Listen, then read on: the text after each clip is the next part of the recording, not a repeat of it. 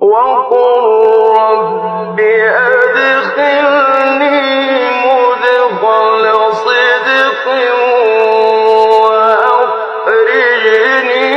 مخرج صدق واجعل لي من لدنك سلطانا نصيرا.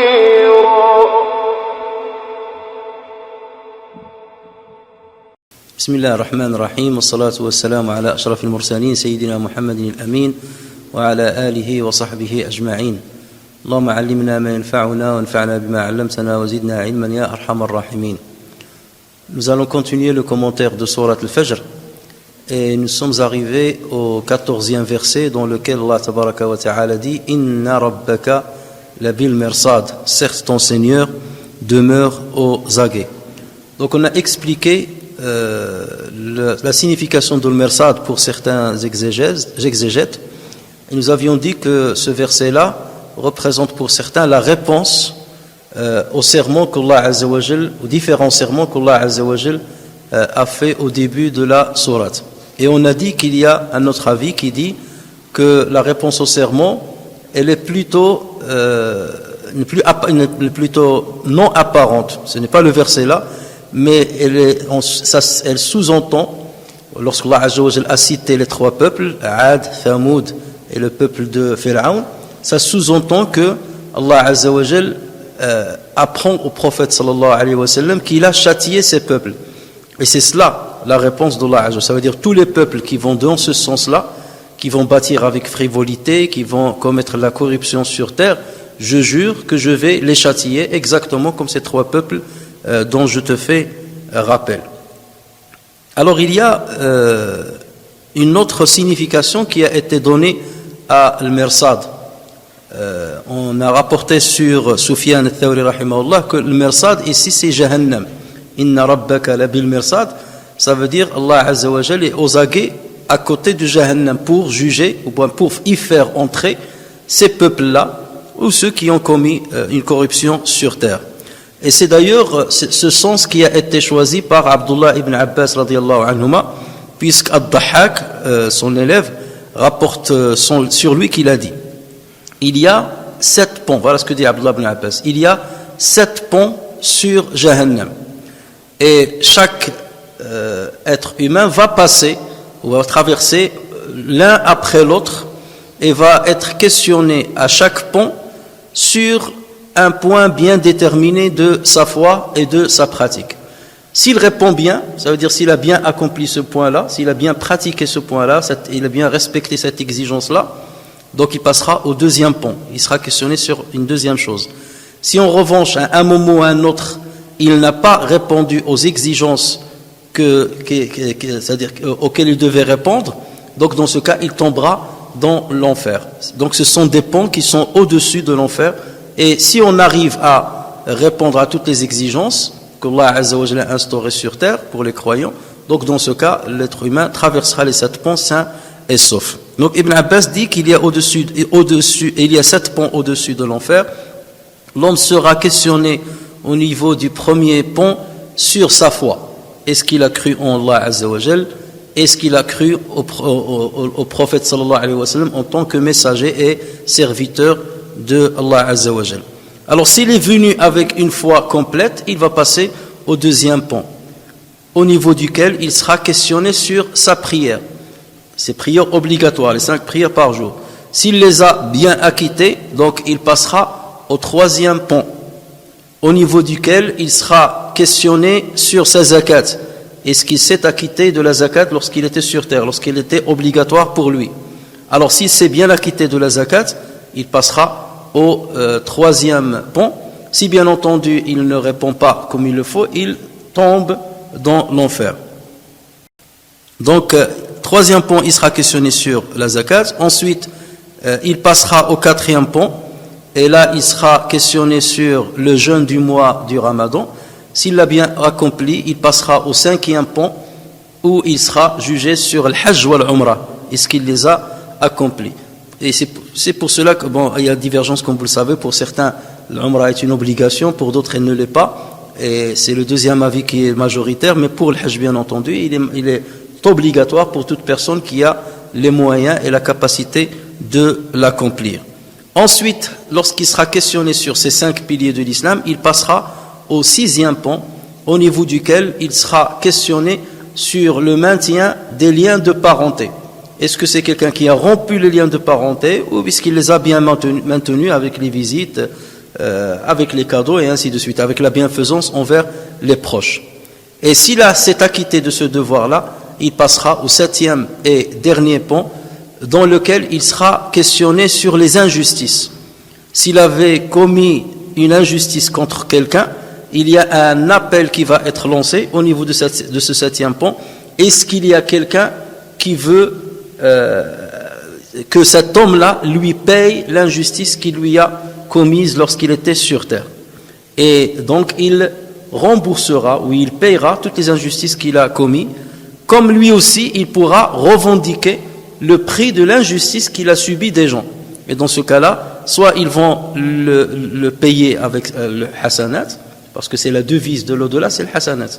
Soit si en revanche ils n'ont plus de hasanat, ou lui il n'a plus de hasanat, ce sera plutôt les sayyi'at qui vont partir de ceux qui ont subi la justice vers ceux qui ont commis l'injustice. Et donc voilà ce que dit Abdullah ibn Abbas, il dit, et c'est cela, c'est-à-dire c'est ce qu'il vient de dire là, c'est cela la signification de Inna Rabbaka la bil mirsad. Ça veut dire ton Seigneur va juger les êtres humains, c'est sur ces 7 prescriptions desquelles il devait s'acquitter lorsqu'il était sur terre. Inna Rabbaka la bil mirsad.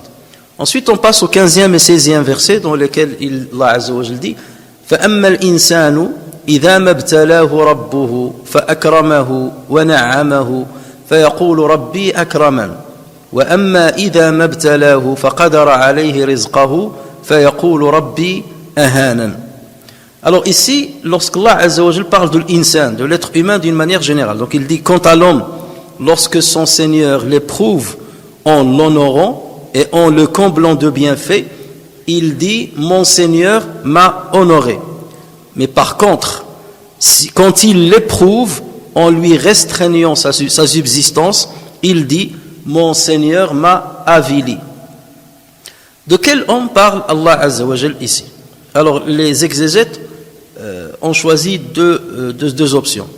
Soit Allah Azza wa Jal parle de certaines personnes bien déterminées, ça c'est la première option, le premier choix. Soit Allah Azza wa Jal parle d'une manière générale, de toute personne qui a ce profil-là ou qui répond de cette manière-là.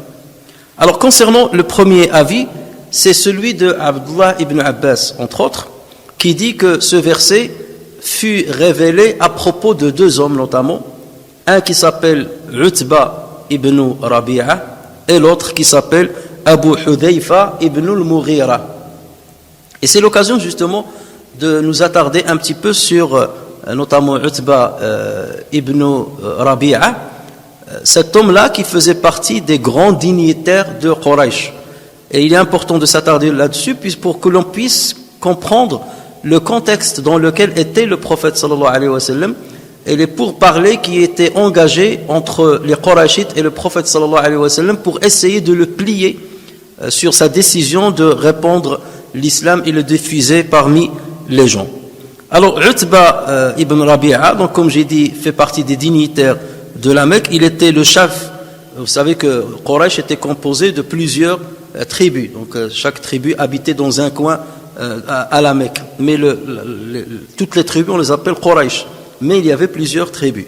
Et Utba ibn Rabi'a était le chef de la tribu de Abd Shams, ou de Bani Shams, Bani Abdi Shams qu'on les appelle. C'était un homme qui était connu pour sa sagesse. Et c'est lui qui a mis fin à Harb al-Fujjar. Et c'est quelqu'un qui est très connu pour sa magnanimité, haliman, et était très très respecté par les gens de la Mecque. Au niveau de son âge, il était 3 ans plus âgé que le prophète sallallahu alayhi wa sallam, puisqu'il est né 3 ans avant l'année de l'éléphant. Le prophète sallallahu alayhi wa sallam est né l'année de l'éléphant, Am al-Fil. Et lui, il était né 3 ans plus tôt. Et on le surnommait Abu al-Walid, de par son grand-fils, qui s'appelle Al-Walid ibn Utbah. Alors lorsque le prophète sallallahu alayhi wa sallam a commencé à diffuser son message à la Mecque, vous savez bien que les Qurayshites ont commencé à essayer d'abord de l'intimider, ils ont essayé de négocier avec lui, donc ils ont utilisé tous les moyens pour le stopper. Et donc à un moment, les dignitaires se sont rassemblés dans Dar Nadwa, ce qu'ils appellent Dar Nadwa, c'est comme un club dans lequel ils se rassemblaient pour se concerter sur les affaires de leur cité. Donc Utba a proposé qu'il aille discuter avec le prophète sallallahu alayhi wa sallam, de par sa sagesse et son intelligence. Donc il a cru pouvoir trouver une entente avec le prophète sallallahu alayhi wa sallam pour arrêter ses prédications. Donc il est allé échanger avec le prophète sallallahu alayhi wa sallam, et c'est là où on voit son intelligence, c'est qu'il a commencé d'abord par faire des éloges sur le prophète sallallahu alayhi wa sallam. Il n'était pas dans l'affrontement, il n'était pas dans le bras de fer, il n'était pas dans la provocation, bien qu'il y avait une certaine provocation d'une manière diffuse, mais au départ il a commencé à vanter le mérite du prophète sallallahu alayhi wa sallam, avant de passer à une autre proposition où il voulait quelque part acheter le prophète sallallahu alayhi wa sallam à travers certains privilèges juteux. Alors il a commencé par dire au prophète sallallahu alayhi wa sallam: Ya Muhammad, oh Muhammad, nous te connaissons depuis toujours comme un homme raisonnable, charitable et aimable. Donc voilà, là c'est un moyen d'attirer le prophète sallallahu alayhi wa sallam. Nous ne t'avons jamais vu faire du mal à personne. Je n'ai pas besoin de te dire quelle agitation tes prédications ont causé dans le public. Tu as éloigné les enfants de leurs parents, tu as éloigné les esclaves de leurs maîtres, tu as causé une grande fissure au sein de la société mécoise. Dis-moi franchement, quel est le but de tout cela? Est-ce que tu désires de l'argent? Et là, Utba va quelque part mettre le doigt sur les raisons qui poussent d'habitude une personne à lancer une doctrine, ou bien à lancer une secte ou quelque chose comme ça. Il n'y a pas 40 000 raisons, il n'y a que quelques-unes de ces raisons-là. Et lui, donc, il a mis le doigt sur ces raisons-là. Donc il lui a dit: est-ce que tu désires l'argent? Je te garantis que la ville va amasser autant d'argent que tu voudras. Donc si c'est la richesse financière que tu cherches, on va t'amasser l'argent entre nous jusqu'à ce que tu deviennes le plus riche parmi nous. Donc il essayait de l'attirer par la tentation. Ensuite il lui a dit: est-ce que tu désires les femmes? Est-ce que c'est le plaisir charnel qui t'intéresse? Dans ce cas, prends les plus belles filles de la ville comme tes épouses.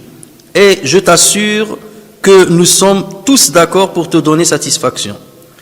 Est-ce que tu veux être à la tête des Qurayshites? Est-ce que c'est le pouvoir tout simplement que tu cherches? Voilà trois choses que les gens cherchent en général.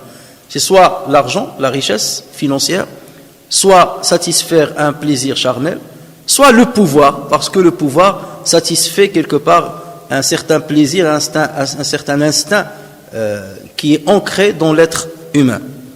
Donc, est-ce que tu veux être à la tête du gouvernement, ou bien des Qurayshites?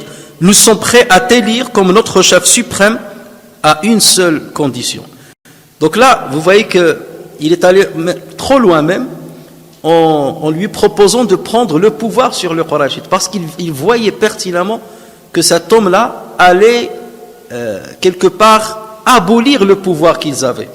Il allait transformer la société. Et tous les privilèges dont il bénéficiait allaient disparaître. C'est pour cela qu'il est allé jusqu'au bout des propositions en espérant maintenir certains de ces privilèges.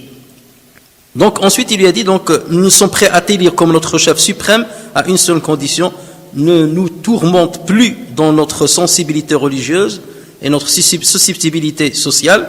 Ne dis plus que nos idoles ainsi que tous ceux parmi nous et ceux parmi nos ancêtres qui les ont adorés sont destinés au feu éternel de l'enfer. Donc voilà, on ne te demande pas grand-chose. Donc ne dis pas que les idoles ne sont pas des dieux. Quelque part, reviens sur ta prétention, ou bien reviens sur ce que tu considères être une certitude, qu'Allah Azza wa Jalla est unique. C'est tout ce que nous te demandons. Il ajouta ensuite une remarque un peu piquante envers le prophète sallallahu alayhi wa sallam en lui disant: si tu te sens malade, nous chercherons les meilleurs guérisseurs du corps et de l'esprit, mais nous n'aimons pas les frictions et les bouleversements dans la ville et au sein de la société. Ça veut dire qu'il n'y a qu'une quatrième éventualité qui reste, c'est que c'est quelqu'un qui est malade, c'est un malade mental. Parce que comment quelqu'un pourrait-il s'aventurer à lancer un message dans lequel il va bouleverser les siens sans pour autant chercher une contrepartie financière terrestre? Donc c'est que vraiment il est malade. Mais il voyait pas bien entendu qu'il y a une cinquième éventualité, c'est que c'était la vérité et c'était la révélation de Allah tabaraka wa ta'ala. Alors le prophète sallallahu alayhi wa sallam, pendant tout ce temps-là, écoutait Utba ibn Rabi'a avec un grand intérêt, avec un grand calme, et il ne l'a pas interrompu dans son discours, jusqu'à ce qu'il ait terminé toutes ses paroles. Et ensuite le prophète sallallahu alayhi wa sallam lui a dit: as-tu terminé ya Abul Walid? Et regardez, il l'a appelé par son surnom, Abul Walid. Lorsque ça, c'est une marque de respect. As-tu terminé au Abul Walid? Donc le prophète sallallahu alayhi wa sallam n'était pas dans la provocation, et c'est ainsi normalement que les musulmans doivent se comporter, même avec parfois leurs détracteurs, parce qu'ils leur cherchent le bien. Sait-on jamais? Est-ce que les personnes ont un cœur qui bat, une intelligence rayonnante qui va leur permettre de découvrir la vérité, ou est-ce qu'ils sont foncièrement mauvais et foncièrement corrompus? Donc Utba répondit: oui, j'ai terminé ce que j'ai à dire. Et le prophète sallallahu alayhi wa sallam lui a dit: écoute-moi bien, ya Aba al-Walid. Ensuite, le prophète sallallahu alayhi wa sallam s'est contenté de lui réciter les 13 premiers versets de Surat Fussilat. Voilà, c'était la réponse. La réponse se trouve dans le Coran. Quelques-uns de ces versets, donc Allah Azza wa Jalla dit: Hamim, tanzilun min ar-Rahman ar-Rahim. Hamim, c'est une révélation descendue de la part du tout miséricordieux, du très miséricordieux. Kitabun fussilat ayatuhu Qur'anan arabiyan liqawmin ya'lamun. Un livre dont les versets sont détaillés, un Coran arabe pour des gens qui savent. Bashiran wa nadhiran fa'a'rada aktharuhum fahum la yasma'un. Un livre annonciateur d'une bonne nouvelle et avertisseur, mais la plupart d'entre eux se détournent, c'est qu'ils n'entendent pas. C'est qu'il y a un problème dans leur écoute. Comme on dit, nul n'est sourd que celui qui ne veut pas entendre. Ou nul n'est autant sourd que celui qui ne veut pas entendre. وقالوا قلوبنا في أكنة مما تدعونا إليه وفي آذاننا وقر ومن بيننا وبينك حجاب فاعمل فإننا عاملون. Et ils dirent: nos cœurs sont voilés contre ce à quoi tu nous appelles, nos oreilles sont sourdes, et entre nous et toi il y a une cloison. Agis donc de ton côté, nous agirons du nôtre. قل إنما أنا بشر مثلكم يوحى إلي أنما إلهكم إله واحد فاستقيموا إليه واستغفروه وويل للمشركين. Dis: je ne suis qu'un homme comme vous, il m'a été révélé que votre Dieu est un Dieu unique, cherchez le droit chemin vers lui et implorez son pardon et malheur aux associateurs. Et il continue, donc là c'est le 5e verset, il continue jusqu'au 13e verset dans lequel Allah Azza wa Jalla dit: s'ils s'en détournent, ça veut dire s'ils se détournent de ce message, il leur a rappelé que c'est Dieu le créateur des cieux et de la terre, et ensuite il dit: s'ils s'en détournent, alors dis-leur: je vous ai averti d'une foudre semblable à celle qui frappa les Ad et les Thamoud. Donc, et là vous voyez le lien qu'il y a avec les Ad et Thamoud qui ont été mentionnés dans cette sourate. Alors, lorsque Utba a entendu ces versets, il fut perturbé. Il fut vraiment perturbé et très affecté au point qu'il croyait qu'une foudre allait s'abattre sur lui dans l'immédiat. Et c'est là où il a posé sa main sur la bouche du prophète sallallahu alayhi wa sallam pour lui demander d'arrêter de lire, de réciter. Parce que le Coran, justement, il perçait leur cœur. C'était des gens, bien entendu, qui maîtrisaient l'arabe, qui maîtrisait la poésie, et surtout Utba ibn Rabi'a, il était très connu, c'est quelqu'un qui connaît très très bien la poésie arabe, qui connaît les bonnes œuvres dans ce domaine-là.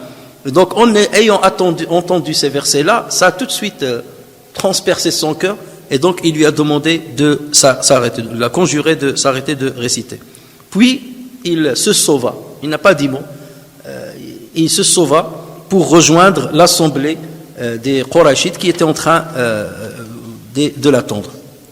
En le voyant venir, certains dignitaires de Quraysh dirent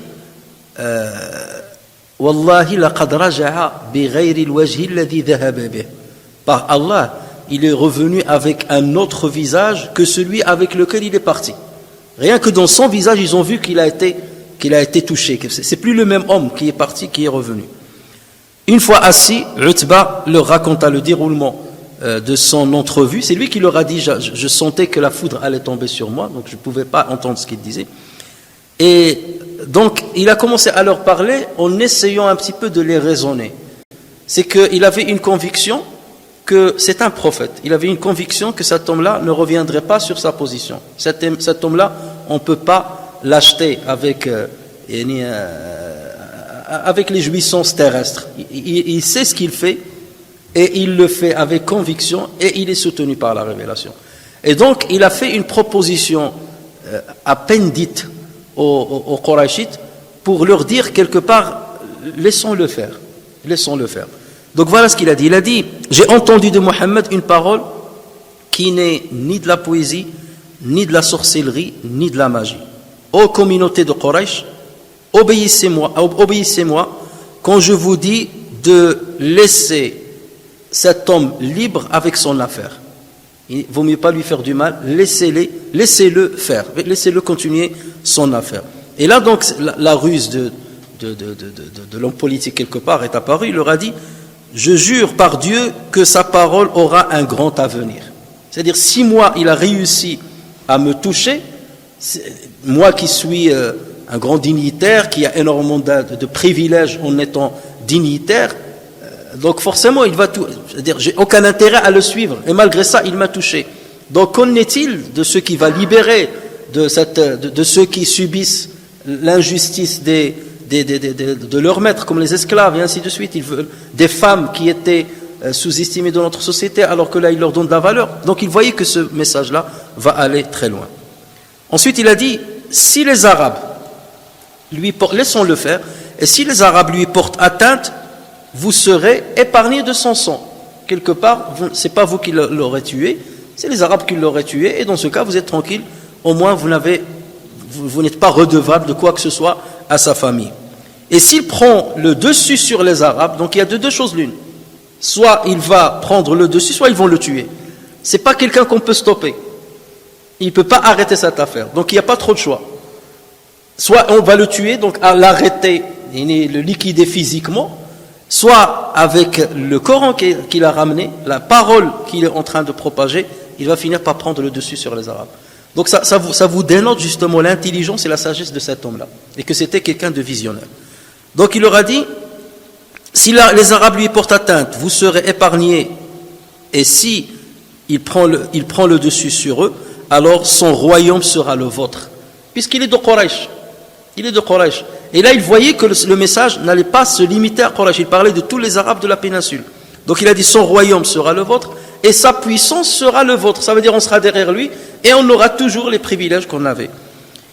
Et vous serez les plus heureux parmi les gens, dans ce cas. C'est lui qui l'emportera sur les Arabes.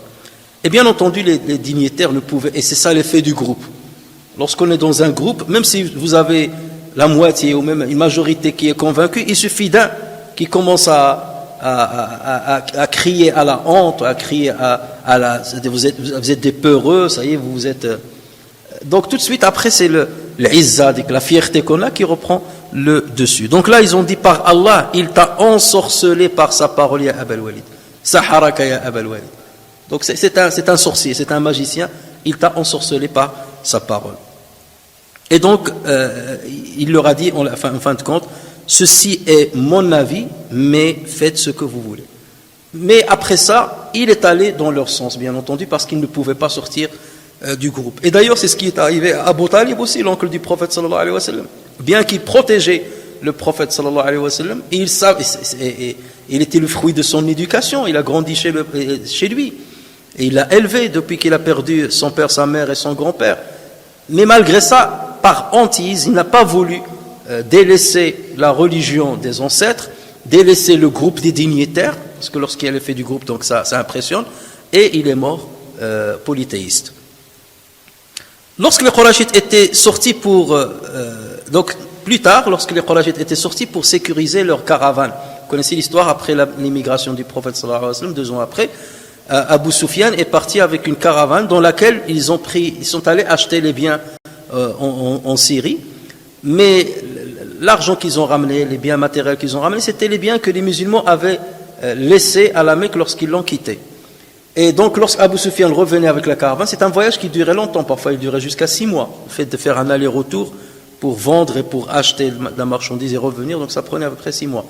Donc, en revenant, le prophète sallallahu alayhi wa sallam avait entendu parler du passage de Abu Sufyan pas loin de Médine, et là, il a demandé aux musulmans d'aller attaquer la caravane pour restituer les biens qu'ils ont délaissés à la Mecque.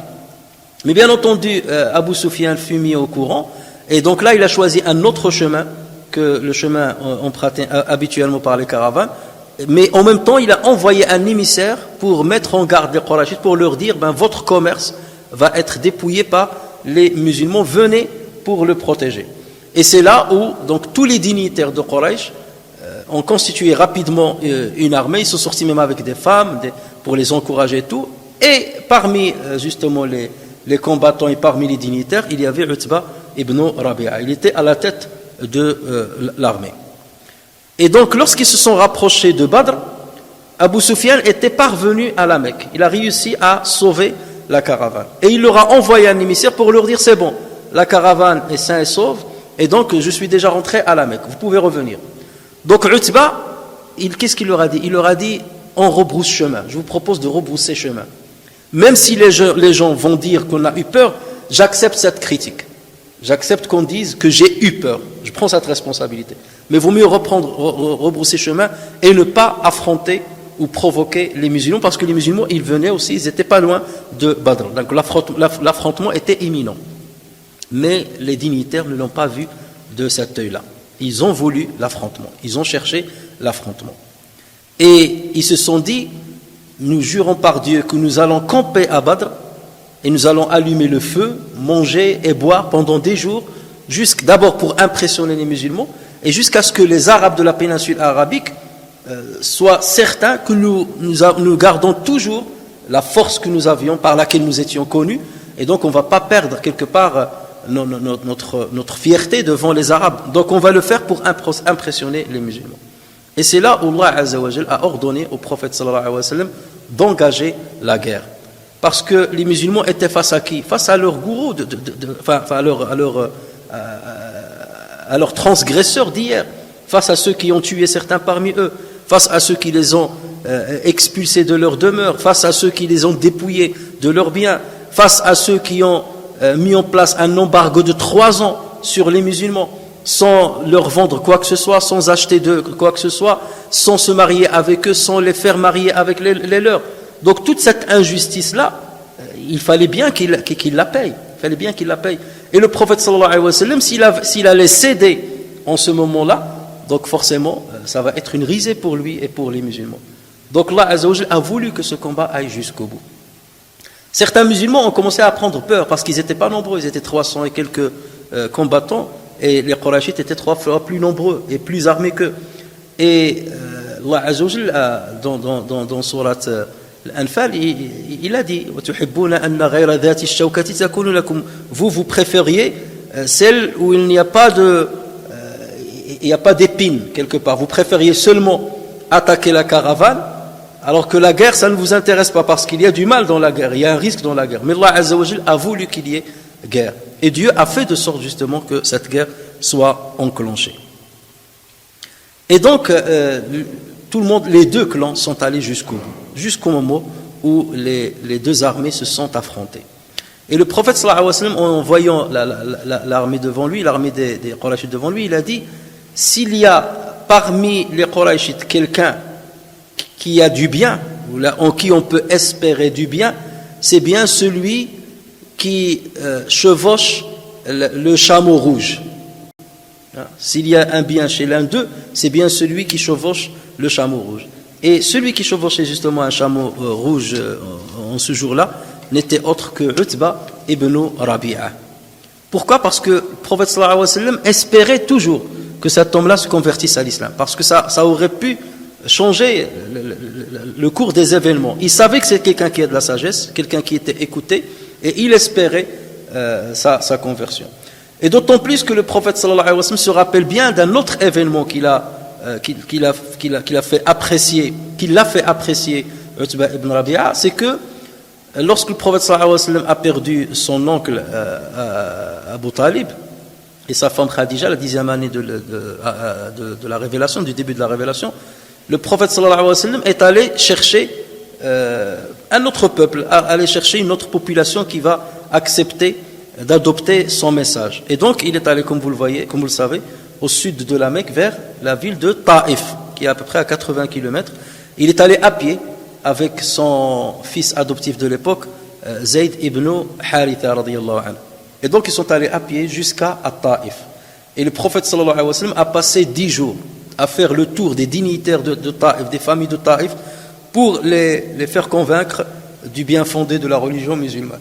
Mais ces gens, bien entendu, ne l'ont pas entendu de cette oreille, et ils ont excité contre le prophète sallallahu alayhi wa sallam les enfants des rues et leurs esclaves qui sont allés jeter des pierres sur le prophète sallallahu alayhi wa sallam, l'insulter, se moquer de lui. Et le prophète sallallahu alayhi wa sallam, justement, était blessé dans son cœur et était blessé dans ses pieds, parce que ses pieds saignaient. Et il a quitté Taïf. Et dans la banlieue de Taïf, il a trouvé une ferme, un jardin, une ferme, et il s'est arrêté pour se reposer dans cette ferme. Et cette ferme se trouvait à peu près à 3 000 de Taïf, ça veut dire 5 km. Et cette ferme, en fait, elle appartenait justement à Utba ibn Rabi'a et son frère Shayba ibn Rabi'a. En fait, il y avait une tradition à l'époque, c'est que les grands dignitaires de la Mecque qui étaient riches, ils achetaient toujours des fermes à Taïf. Pourquoi? Parce que Taïf, et jusqu'à maintenant, elle est connue pour son climat modéré, sa terre qui est très fertile. Donc c'est là où vous trouvez les fruits, les légumes. Et elle est très connue, et comme elle est montagneuse, donc il y a de la pluie, il y a beaucoup d'eau. Donc les Mécois, ils prenaient toujours des fermes à côté de Taïf, dans les environs de Taïf, et ils s'y rendaient de temps en temps. Et même maintenant, aujourd'hui, vous voyez beaucoup les gens de la Mecque, lorsque l'été ils veulent se reposer ou ils veulent un peu se distraire, ils vont plus à Taïf qu'ailleurs. Et donc le prophète sallallahu alayhi wa sallam s'est arrêté devant la ferme de Utba et de Shayba. Et ils ont aperçu le prophète sallallahu alayhi wa sallam, ils l'ont reconnu. Et regardez la fierté des Arabes. Regardez, ils le considèrent comme un ennemi, bien entendu. C'était pour eux un ennemi, à combattre, à battre. Et malgré ça, lorsqu'ils l'ont vu dans cet état-là, et qu'il était voyageur, il rebroussait chemin, il était frappé par le peuple d'une autre ville. Donc il y a toujours cette fierté du clan. Il reste malgré tout un Mécois, un Quraishite. Et donc ce qu'ils ont fait, c'est qu'ils avaient un esclave qui s'appelait Addas. Ils lui ont dit, tiens, quelques grappes de raisin et donne-les à ces deux voyageurs. Donc Addas est venu avec le raisin au prophète sallallahu alayhi wa sallam. Il lui a dit, mes 2 maîtres, Utba ibn Rabi'a et Shayba ibn Rabi'a, te proposent ces grappes de raisin. Donc le prophète sallallahu alayhi wa sallam a pris les grappes de raisin, il en avait vraiment besoin. C'est là où il a fait sa fameuse invocation, Allahumma ilayka ashkur du'fa quwwati wa qillata hilati wa hawani ala an-nas. Certains disent que cette invocation n'est pas valide. Le hadith qui rapporte cette invocation n'est pas valide. Mais lorsque vous la lisez, vous voyez qu'il y a les paroles prophétiques dessus. C'est pour ça que certains savants disent s'il n'est pas valide au niveau de la chaîne de transmission, elle est valide par le sens de ces paroles. Et donc là, le prophète sallallahu alayhi wa sallam, lorsqu'il a voulu manger une première graine de raisin, il a dit Bismillah. Et donc le Addas s'est étonné et il lui a dit c'est bizarre, les Arabes lorsqu'ils mangent ils disent pas cette formule là. Et le prophète sallallahu alayhi wa sallam lui a dit pourquoi toi tu n'es pas d'ici? Il lui a dit non. Il lui a dit tu es d'où? Il lui a dit je suis de Ninawa, Niviv. Niviv c'est une ville qui se trouve dans le nord-ouest de l'Irak, du flanc gauche du Tigre, de Dijla. Vous savez qu'il y a 2 grands fleuves en Irak, Dijla ou le Forat, le Frat et le Tigre. Et ces deux fleuves seront dans le paradis. Ça, c'est parmi les choses qui seront dans le paradis. Il y a ces deux fleuves, il y a aussi Rawda al-Sharifa. Ces endroits-là, on les retrouvera dans le paradis. Et donc le prophète sallallahu alayhi wa sallam, lorsqu'il a entendu ça, il lui a dit: ah ben tu es de la ville, Ninawa, tu es de la ville de mon frère Yunus ibn Matta. Il lui a dit: et tu connais Yunus ibn Matta? Il lui a dit: mais c'est mon frère en islam. Parce qu'il s'est avéré que Addas était un chrétien. Et donc le prophète sallallahu alayhi wa sallam lui a dit: il est prophète comme moi. Et c'est là où Addas a commencé à poser des questions au prophète. Qui es-tu? C'est quoi ton message? Et ainsi de suite. Et il connaissait le christianisme. Il savait que dans les textes, il était dit qu'un prophète allait venir. Et là, tout de suite, Addas est tombé par terre pour embrasser les pieds du prophète sallallahu alayhi wa sallam. Il a embrassé ses mains et il a embrassé l'islam. Donc c'était une bonne annonce que Allah Azza wa Jal a voulu véhiculer au prophète sallallahu alayhi wa sallam et à son compagnon Zayd dans ce voyage qu'ils ont accompli. Certes, il n'a pas réussi à convaincre tous les gens de Taïf, mais voilà, il est revenu comme si tout ce voyage-là était fait pour que ce Addas entre dans l'islam. On ne sait pas où est-ce qu'il y a le bien. Et les musulmans, normalement, doivent semer les bonnes semences et le résultat incombe à Dieu. Les fruits incombent à Dieu. Ou la fructification incombe à Dieu. Alors, donc là, c'était la fois où le prophète sallallahu alayhi wa sallam a croisé Utba ibn Rabi'a et il avait une estime de lui. Revenons donc maintenant à la bataille de Badr. Une fois les deux armées, musulmanes et Qurayshites face à face, comme à l'accoutumée, on commence toujours par un duel. Les dignitaires de chaque armée sortent pour un duel, un contre un, et après donc la bataille prend son cours. Donc du côté des Qurayshites, Utba ibn Rabi'a est sorti le premier, accompagné de son fils Al-Walid, son fils aîné Al-Walid ibn Utba, et accompagné de son frère Shayba, qui était plus âgé que lui, avec qui il possédait la ferme dont on a parlé. Donc les trois sont sortis et il a dit: Ya Muhammad, fais-nous sortir 3 personnes pour nous affronter. Donc 3 Ansarites se sont proposés, sont sortis du clan des musulmans pour aller affronter les 3. Et Utba, il leur a dit: qui êtes-vous? Chacun a décliné son identité et il lui a dit: Ya Muhammad, sors-nous nos équivalents parmi notre peuple. C'est-à-dire, si nous devons affronter, tu ne vas pas affronter les gens de Médine, on veut affronter les gens de la Mecque, de Quraysh. Sors-nous nos équivalents. Et c'est là que et c'est là où le prophète sallallahu alayhi wa sallam a fait appel à Hamza ibn Abd al-Muttalib, son oncle. Il a fait appel à Ali ibn Abi Talib, son cousin. Et il a fait appel à Ubayda ibn al-Harith ibn Abd al-Muttalib, son autre cousin. Donc vous voyez, ça vous montre, le prophète, il a sorti des gens très très proches de lui.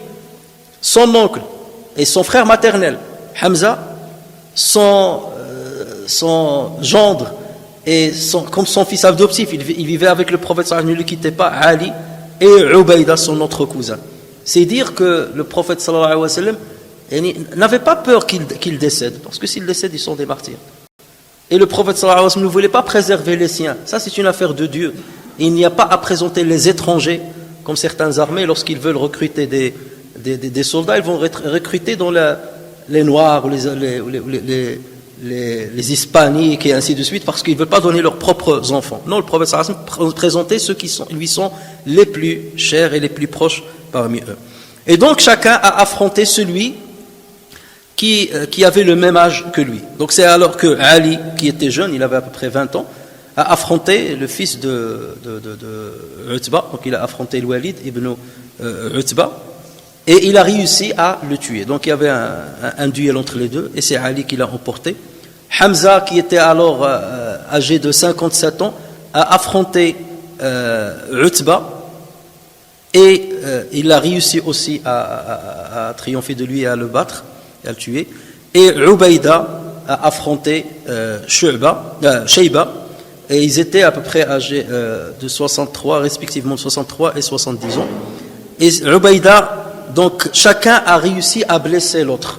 Donc Ubayda a frappé Shayba sur sa tête avec son épée, Et Shayba a réussi à blesser gravement le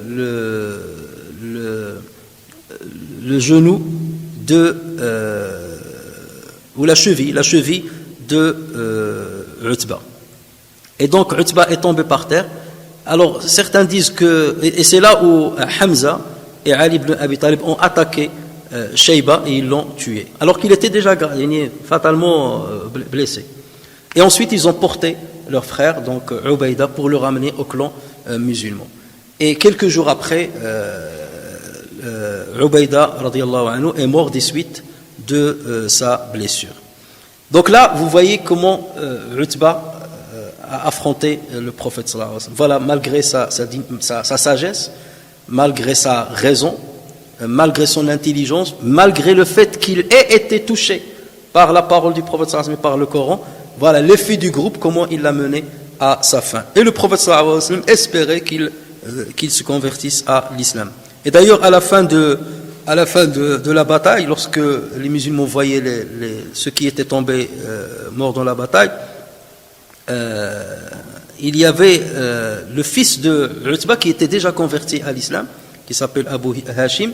Il est venu, il a pleuré son père. Le prophète sallallahu alayhi wa sallam, il a dit: pourquoi tu pleures? Il a dit: parce que j'aurais aimé et j'espérais qu'il se convertisse à l'islam de par ce qu'il est. Et donc, ce qu'il faut savoir, c'est que Utba avait 5 enfants. Le Walid qui est mort mécréant, donc il est mort dans la bataille à côté de lui, mais il avait 4 autres enfants qui se sont tous convertis à l'islam, parmi lesquels il y a la fameuse Hind, la femme de Abu Sufyan, Hind bintu Utba. Donc et c'est pour ça qu'il a voulu venger son père, venger son frère et venger son oncle. Et voilà pourquoi il en voulait plus spécialement à Hamza ibn Abdul Muttalib. Donc regardez la haine et la rancune qu'il avait au moment de Uhud. Mais malgré ça, à la conquête de la Mecque, elle s'est convertie à l'islam. Et non seulement elle s'est convertie à l'islam, elle est devenue celle qui était, c'est-à-dire la pire ennemie de l'islam, est devenue un grand défenseur de l'islam. Elle a participé elle-même, alors qu'elle était âgée, elle a participé avec son mari Abu Sufyan, qui est devenu âgé, qui est devenu aveugle. Ils ont participé à la bataille de Yarmouk. Et à chaque fois qu'il voyait un musulman qui fouillait l'ennemi, elle prenait des pierres et elle les jetait sur lui pour lui dire: reprends le combat. Regardez le courage de cette femme. Et regardez, ils sont tous convertis à l'islam. Donc il s'agisse de Hind, de Fatima bintu Utba, Abu Hashim qui s'est converti auparavant, Aban, une femme qui s'appelle Aban. Donc les 4 se sont convertis à l'islam. Et ceci vous montre, dans la situation normale des gens, quelqu'un qui a tué ton père, qui a tué ton frère, qui a tué ton oncle, jamais il va devenir ton allié, ton ami. Mais c'est là où vous comprenez que leur conversion, lorsqu'ils ont embrassé l'islam, c'était par conviction profonde. Parce que personne ne les obligeait à se convertir à l'islam. Jamais le prophète sallallahu alayhi wa sallam ne les a sommés de se convertir à l'islam. Ils avaient la liberté de rester polythéistes et de quitter la Mecque. C'est ça le choix qu'Allah Azza wa Jal leur a donné dans Surat At-Tawbah. Il leur a donné un temps de réflexion. Soit vous vous convertissez, vous êtes comme nous, musulmans, sinon donc vous quittez la Mecque. C'est tout ce qu'il leur demandait. Mais ils ont choisi l'islam, c'est qu'au fond d'eux, ils savaient que c'est la religion de Dieu, ils savaient que Mohammed sallallahu alayhi wa sallam était bel et bien un prophète envoyé par un Seigneur. Donc voilà un petit peu l'histoire de Utba ibn Rabi'a pour que vous compreniez la raison de la révélation de ce genre de versets. Beaucoup de versets sont révélés à propos de certaines personnes de ce genre. Donc Abdullah ibn Abbas, comme j'ai dit que le 15e et 16e verset font référence à Utba ibn Rabi'a. Abu Hudhayfa ibn al-Mughira, c'était aussi parmi les dignitaires de Quraysh. Il n'était pas très connu, mais c'est quelqu'un qui avait une grande hostilité au prophète sallallahu alayhi wa sallam, contre le prophète sallallahu alayhi wa sallam et contre les musulmans de l'époque. Alors il y a l'imam al-Kalbi qui dit que ces versets-là font référence plutôt à Ubay ibn Khalaf, qui est un autre dignitaire. Et Muqatil, qui est aussi des grands exégètes du Coran, dit que celui qui était plutôt visé par ces versets, c'est Umayya ibn Khalaf. Donc les deux étaient des frères, Umayya et Ubay. Les deux sont les fils de Khalaf. Donc ça, c'est le premier avis. C'est que ces deux versets ont été révélé à propos de certaines personnes bien particulièrement. En revanche, l'autre avis, et c'est l'avis majoritaire, c'est que ces versets ils concernent toute personne non croyant, tout négateur qui adopte ce profil-là, qui lorsqu'il est éprouvé par un bien, il dit Dieu m'a honoré, et lorsqu'il est éprouvé par un mal, donc il dit Dieu m'a avili. Ça rentre dans cette catégorie. Et les savants disent, il y a une règle qui dit al-ibratu bi'umumi al-lafzi la bi khususi as-sabab. On tire la leçon du sens général de l'événement ou bien de la parole et non pas de la cause précise pour laquelle elle fut dite, cette parole. Et donc c'est l'avis majoritaire. Ces versets donc dénoncent tous les gens qui ont ce genre de profil. Et ce profil-là, on le connaît. Allah Azza wa Jalla le répète assez souvent dans le Coran. Dans Sourate Al-Hajj, Allah Azza wa Jalla dit وَمِنَ النَّاسِ مَنْ يَعْبُدُ اللَّهَ عَلَى حَرْفٍ فَإِنْ أَصَابَهُ خَيْرٌ اطْمَأَنَّ بِهِ وَإِنْ أَصَابَتْهُ فِتْنَةٌ انقلب على وجهه خسر الدنيا والآخرة. Il en est parmi les gens qui adorent Allah marginalement. Ça veut dire, son adoration, elle est limite. C'est que par intérêt. Que par intérêt. Et d'ailleurs, beaucoup d'entre nous, parfois, ne se rendent pas compte que certaines adorations qu'ils accomplissent, c'est par intérêt. Tu trouves la personne, par exemple, qui est complètement inconsciente de sa prière, de sa pratique religieuse. Elle est loin de la pratique assidue. Mais dès qu'il est touché par un mal, par une épreuve difficile, là, tu la vois en train de prier, tu la vois en train d'invoquer Allah avec insistance. Ça sous-entend quoi? Ça sous-entend, maintenant que je suis un bon adorateur, donc j'attends de toi la récompense ou bien le salaire de mon adoration. Et c'est pas comme ça qu'on agit avec Allah Azza wa Jalla. C'est pas comme ça qu'on agit avec Allah Azza wa Jalla. Tu adores Allah Azza wa Jalla parce qu'il mérite l'adoration. C'est la promesse. Pas que pour un intérêt personnel. Et lorsque tu invoques Allah Azza wa Jalla, l'invocation, c'est la manifestation de ton indigence devant Allah Azza wa Jalla et de ta reconnaissance de la grandeur de Dieu. C'est pour ça Ibn Ata'illah Sakandari dit كيف يكون عطاؤه لاحق سابق كيف يكون عطاؤه السابق سببا في طلبك اللاحق. Comment peux-tu croire que la dotation de Dieu qui a été décidée bien auparavant, avant de te créer, Allah Azza wa Jalla a décidé de te donner ça. Comment peux-tu croire que la dotation d'Allah Azza wa Jalla qui est venue en amont soit le résultat de ton invocation qui est venue en aval, qui est venue plus tard. Là, il a déjà décidé s'il allait te demander ou pas, s'il allait te donner ou pas. Mais il savait si tu allais lui demander ou pas, bien entendu. Mais l'adoration, l'invocation, lorsqu'on a fait Allah Azza wa Jalla, on l'a fait pour lui manifester notre indigence. Et je ne dois pas attendre que je passe par une lourde épreuve pour commencer à invoquer Allah Azza wa Jalla bien comme il le faut. Non, je dois dans tous les moments invoquer Allah Azza wa Jalla et en même temps je lui demande des choses. Ça n'empêche pas, c'est une manière de lui dire tout seul je suis incapable d'avoir cette chose. Sans toi je ne peux pas accéder à cette chose. Donc ça c'est une manière de montrer ta pauvreté, ton indigence devant Allah Tabaraka wa Ta'ala. Et c'est l'expression même de la soumission à Allah Tabaraka wa Ta'ala. Alors, l'attitude, par contre, de ceux qui adorent Dieu, donc marginalement, il en est parmi les gens qui adorent Allah marginalement. S'il leur arrive un bien, ils s'en tranquillisent. Ils sont tranquilles avec ce bien, ils s'en tranquillisent. Et s'il leur arrive une épreuve, ils détournent leur visage, perdant ainsi le bien de l'ici-bas et de l'au-delà. Telle est la perte évidente d'Allah Azza wa Jalla. Cette attitude dénote une ignorance à plusieurs égards. Ceux qui adoptent ce profil-là, c'est qu'ils ont une ignorance à plusieurs égards.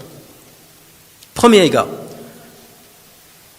il n'y a pas lieu pour le vrai croyant de mettre l'ici-bas au même niveau que l'au-delà.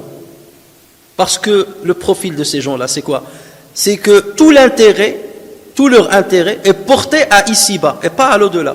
Donc ce qui les intéresse, c'est seulement profiter ici-bas.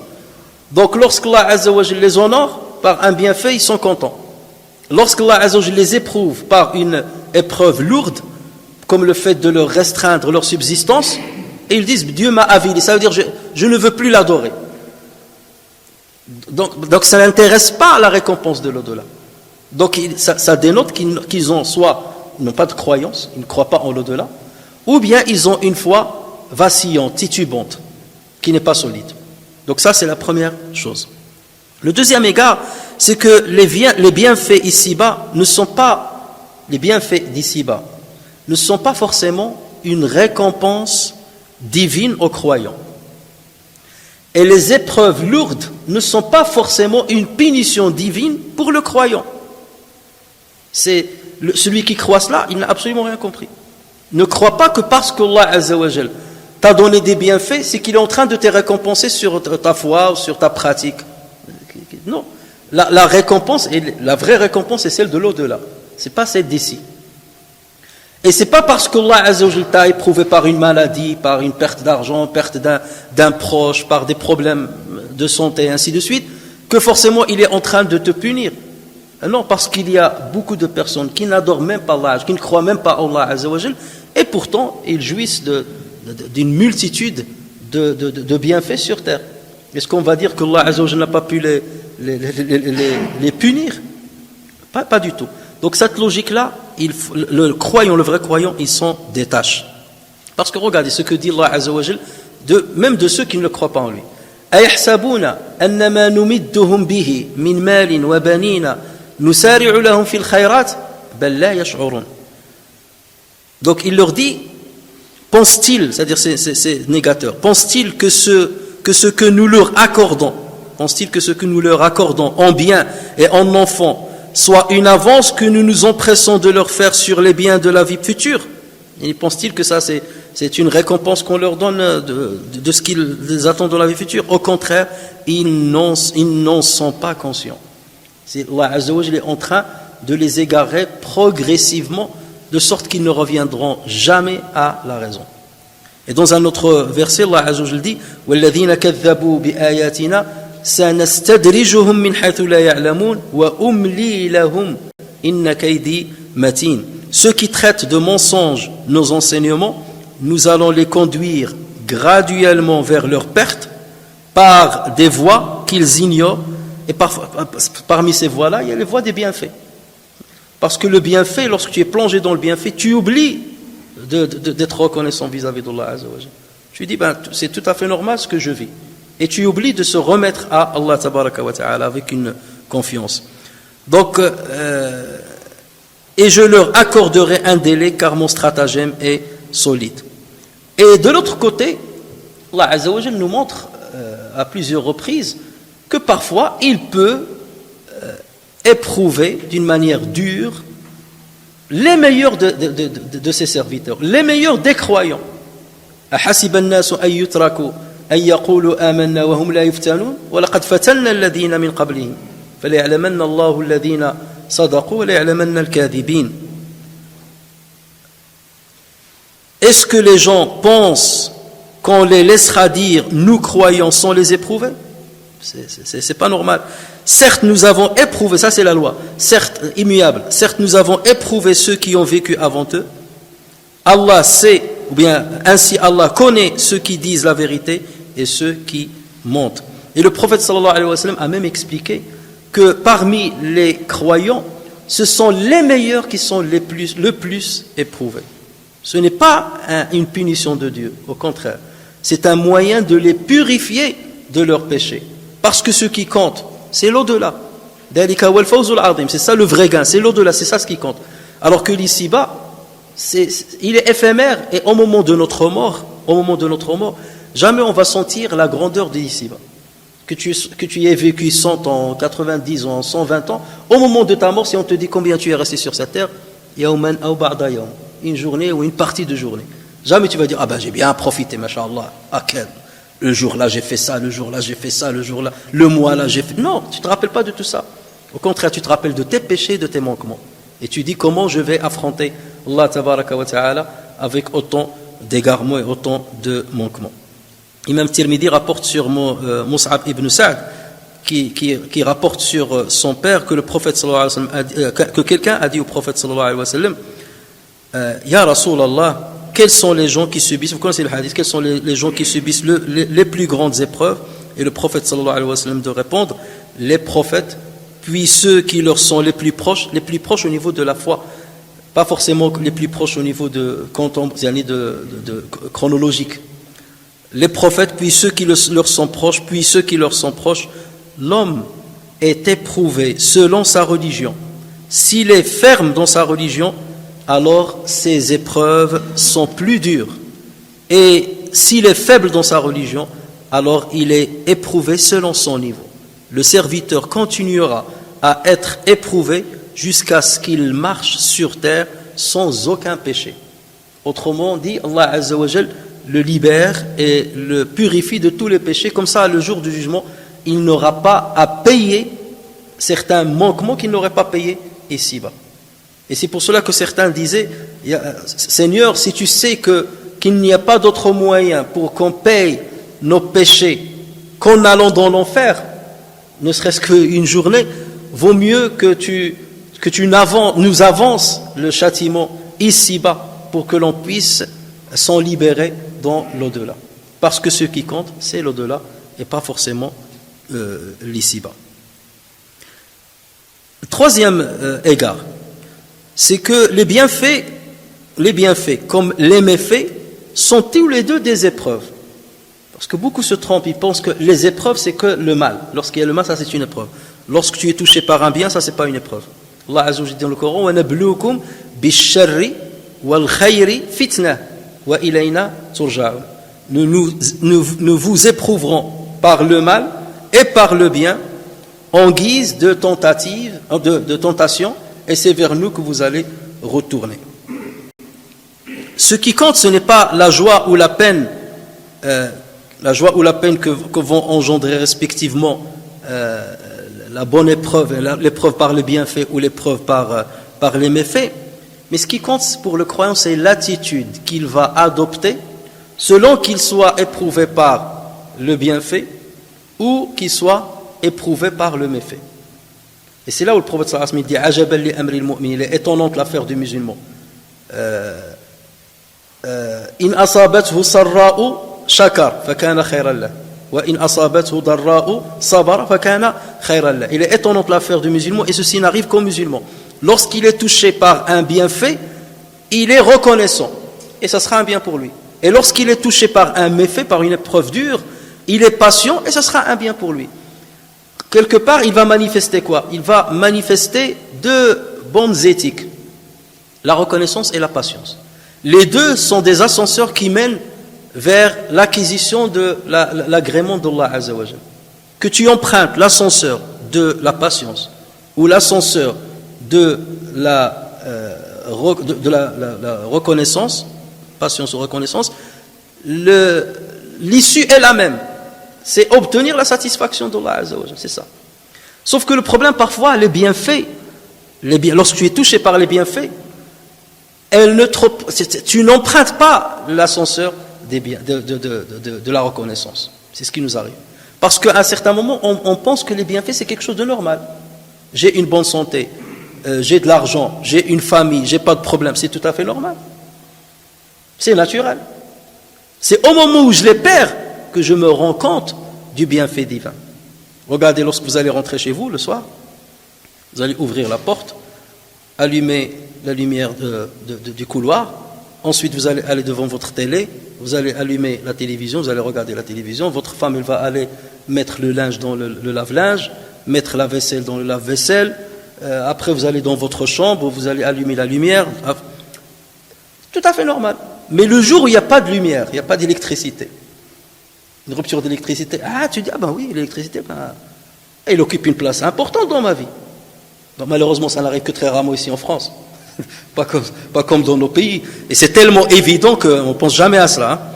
Mais lorsque ça arrive, c'est là où on se rend compte, maintenant je comprends, dès que 60 € que je donne par mois, ça mérite, c'est rien, en fait, devant ce bienfait-là.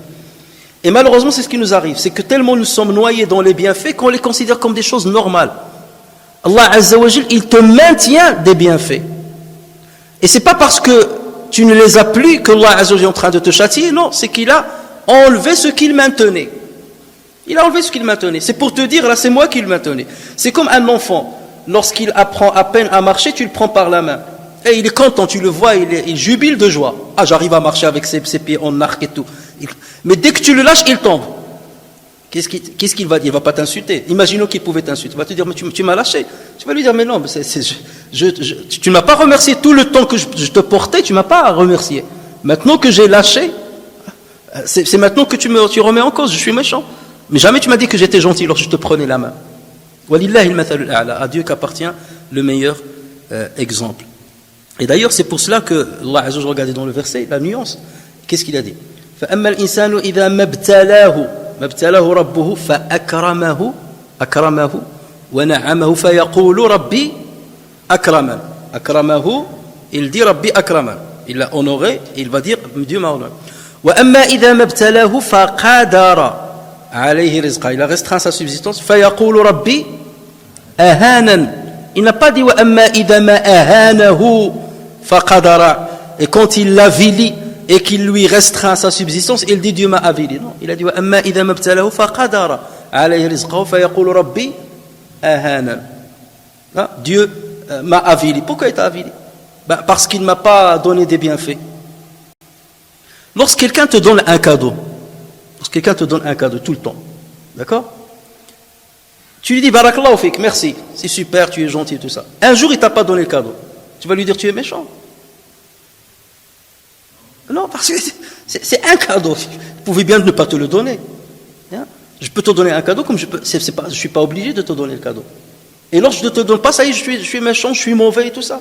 Parce que si c'était le cas, nous sommes tous méchants. Hein. Est-ce qu'on se donne tout le temps des cadeaux, nous? Pas du tout. Donc, quelqu'un qui ne t'a pas donné le cadeau, il est méchant. Non, même quelqu'un qui ne l'a pas donné, tu peux le considérer comme gentil. Vous voyez ce que je veux dire? Donc là, et c'est ça ce qui montre, lorsqu'Allah Azza wa Jal, justement, il critique ce genre de profil, c'est dans ce sens-là. C'est que c'est des gens qui sont d'une certaine arrogance, ils oublient qu'Allah Azza wa Jal leur a toujours donné du bien. Qu'ils soient vivants déjà, ça c'est un bienfait. Qu'ils puissent parler, voir, avoir des parents, se marier, avoir des enfants, manger, boire, tout ça c'est des bienfaits. Mais il ne les a pas remerciés, jamais il les a remerciés. Hein? Mais lorsqu'Allah Azza wa Jal lui a donné des biens matériels, Allah il m'a honoré. Et lorsqu'il a retenu ça, il lui a rien fait, il a seulement retenu, va chercher par tes propres moyens, ah non, Allah m'a avilé. Donc là, ça dénote justement une arrogance. Et ça dénote que celui qui dit ça n'est pas vraiment croyant. Et même s'il se dit croyant, c'est qu'il doit revoir sa foi. Quatrième égard, c'est que le croyant sait que Allah Azza wa Jal est sage et omniscient. Il est à même de savoir ce qui est le meilleur pour son serviteur. Donc parfois Allah Azza wa Jal, il te restreint ta subsistance, mais il veut un bien pour toi. C'est pas dans le sens mauvais. Et le croyant il dit Qaddarallahu wa ma sha'a fa'al. Dieu a prédestiné ça et il a fait ce qu'il a voulu. Il y a un bien en cela. Parce qu'il se peut qu'il m'enrichisse et que je m'égare de son chemin. Et combien de personnes d'ailleurs tombent dans ce travers? Tu les vois lorsqu'ils ont une subsistance limitée, il est toujours à la mosquée, il fait ses prières et tout. Et dès qu'il devient riche et qu'il commence à courir d'une manière effrénée derrière la richesse et la thésaurisation de l'argent, il oublie la mosquée, il oublie sa famille, il oublie ses amis et il devient aveuglé par la recherche de l'argent. Et comme on dit dans notre société actuelle, comme c'est ce qui nous arrive dans notre société actuelle, on dépense toute notre santé pour ramasser l'argent. Et une fois on a beaucoup d'argent, on le dépense pour restituer notre santé, alors que c'est trop tard. Donc Allah Azza wa Jal dit à ce propos وَلَوْ بَسَطَ اللَّهُ الرِّزْقَ لِعِبَادِهِ لَبَغَوْا فِي الْأَرْضِ وَلَكِنْ يُنَزِّلُ بِقَدَرٍ مَا يَشَاءُ إِنَّهُ بِعِبَادِهِ خَبِيرٌ بَصِيرٌ. Si Allah attribuait ses dons avec largesse à tous ses serviteurs, il commettrait des abus sur la terre, mais il fait descendre avec mesure. Il fait descendre avec mesure ce qu'il veut, il connaît parfaitement ses serviteurs, il est clairvoyant. Donc lorsque tu places ta confiance en Allah Azza wa Jal, laisse-le gérer ta vie. Et laisse-le choisir les épreuves par lesquelles tu dois passer. Soit les épreuves du bien, et dans ce cas tu dois être reconnaissant, soit les épreuves du mal, et dans ce cas tu dois être patient, et dans les deux cas, tu te rapprocheras de ton Seigneur. وَعَسَىٰ أَن تَكْرَهُوا شَيْئًا وَهُوَ خَيْرٌ لَكُمْ وَعَسَىٰ أَن تُحِبُّوا شَيْئًا وَهُوَ شَرٌّ لَكُمْ وَاللَّهُ يَعْلَمُ وَأَنْتُمْ لَا تَعْلَمُونَ. Il se peut que vous ayez de l'aversion pour une chose alors qu'elle représente un bien pour vous, Et il se peut que vous aimez une chose alors qu'elle représente un mal pour vous. C'est Allah qui sait alors que vous ne savez pas.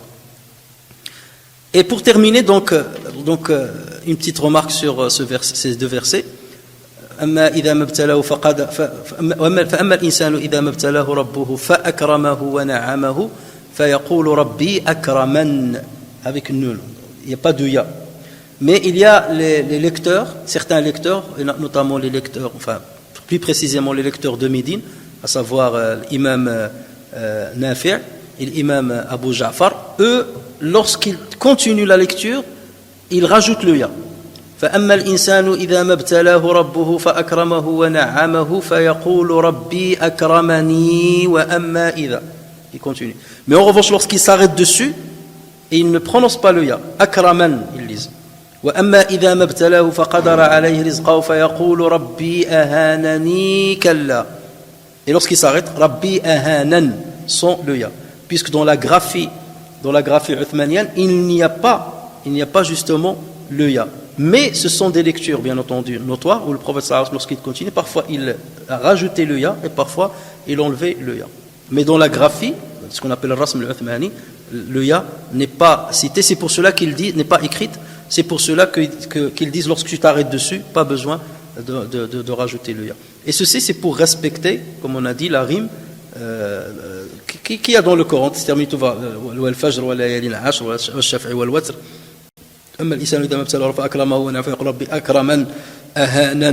Donc pour respecter cela, donc c'est pour cela que à l'arrêt il ne rajoute pas le ya. Là c'est comme lorsqu'on a parlé de yasri, sauf que yasri, comme on a dit, la majorité des yasr sont le ya. Certains disent on maintient le ya lorsqu'on continue, et certains disent on arrête, on peut arrêter même avec le ya. والليل إذا يسري ou bien والليل إذا يسر, qu'on continue ou qu'on arrête.